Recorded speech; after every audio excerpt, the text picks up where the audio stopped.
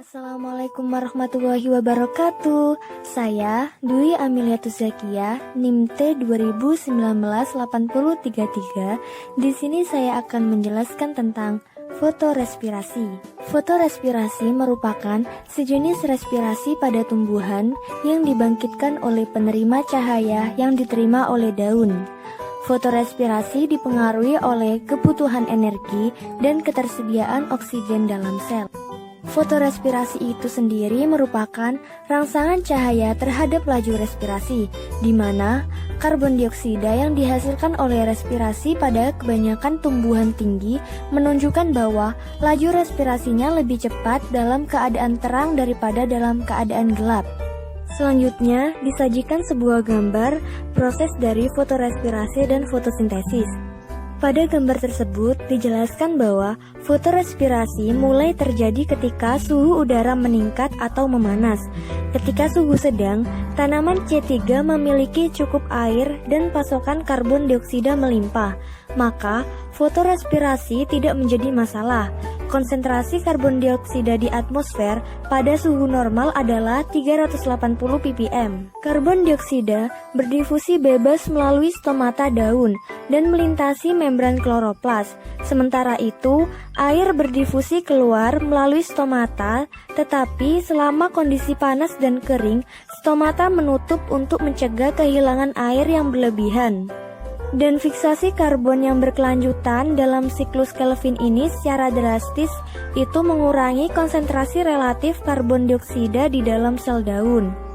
Dan ketika kadar karbon dioksida mencapai tingkat kritis, yakni sekitar 50 ppm, maka Rubisco berhenti memfiksasi karbon dioksida dan mulai mengikat oksigen. Jadi, perbedaan utama antara fotosintesis dan fotorespirasi adalah bahwa fotosintesis terjadi ketika enzim Rubisco bereaksi dengan karbon dioksida, sedangkan fotorespirasi terjadi ketika enzim Rubisco bereaksi dengan oksigen. Selanjutnya, fotorespirasi mengurangi efisiensi fotosintesis.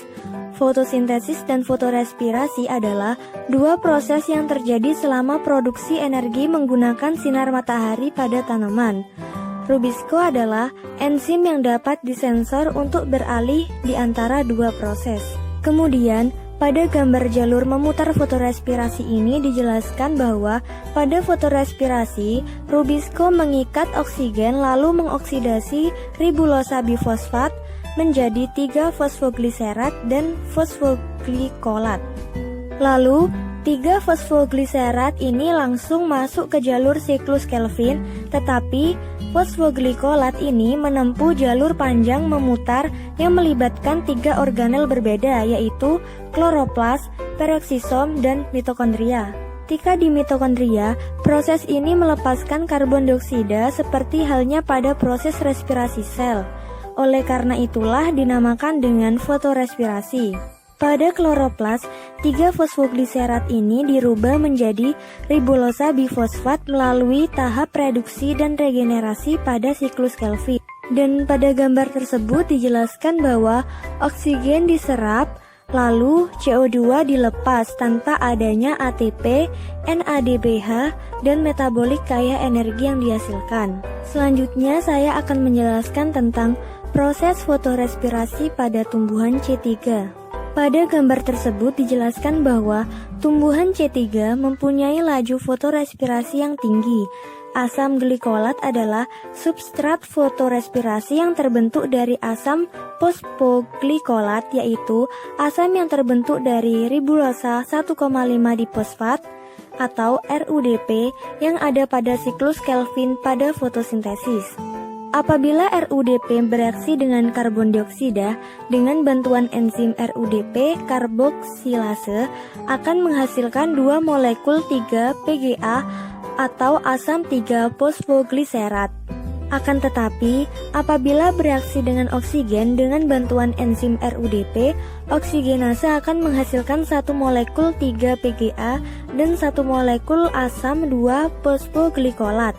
Selanjutnya, Asam 2-fosfoglikolat akan mengalami defosforilasi menjadi asam glikolat.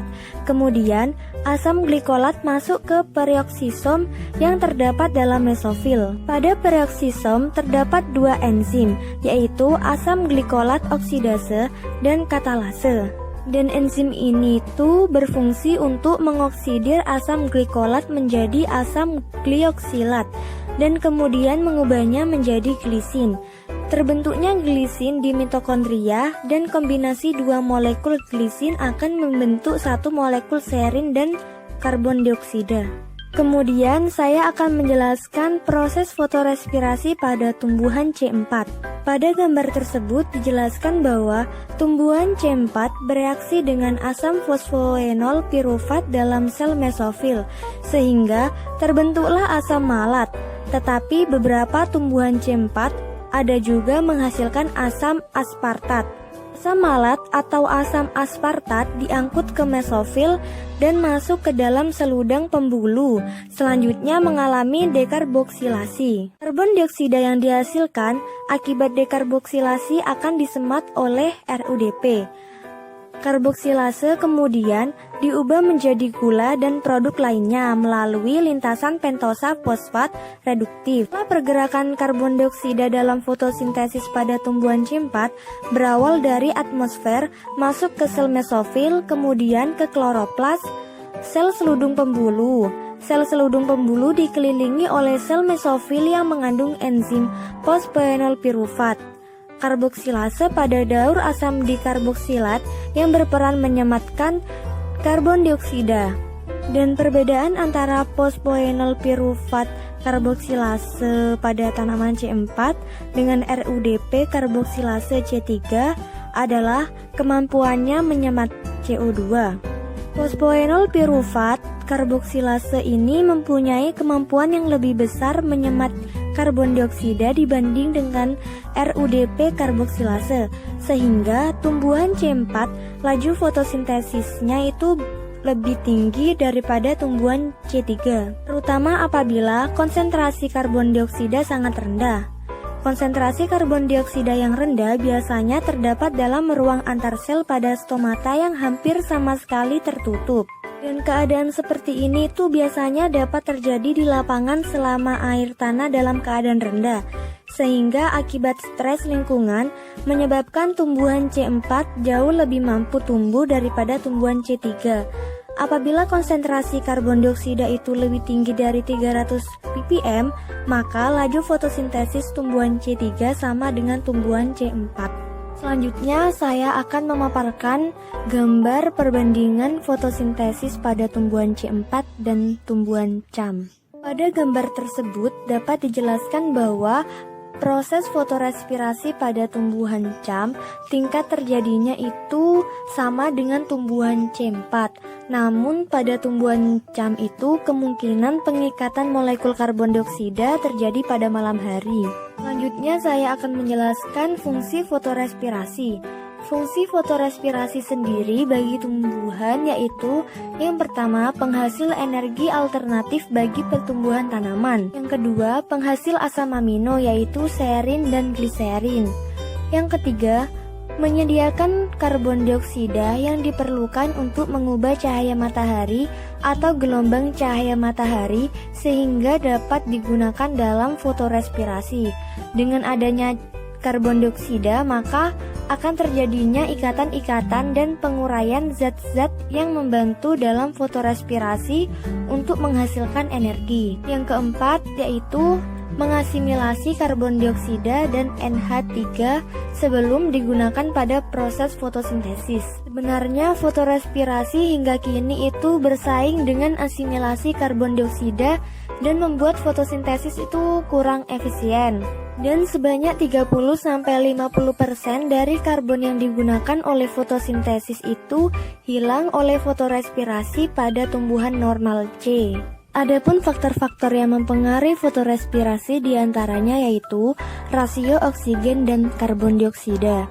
Jika sel-sel memiliki sedikit oksigen tetapi memiliki banyak karbon dioksida, maka normal fotosintesis siklus Kelvin yang mendominasi.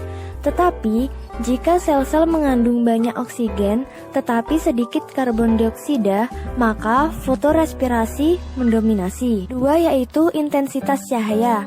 Semakin tinggi intensitas cahaya akan meningkatkan fotorespirasi dan fotosintesis.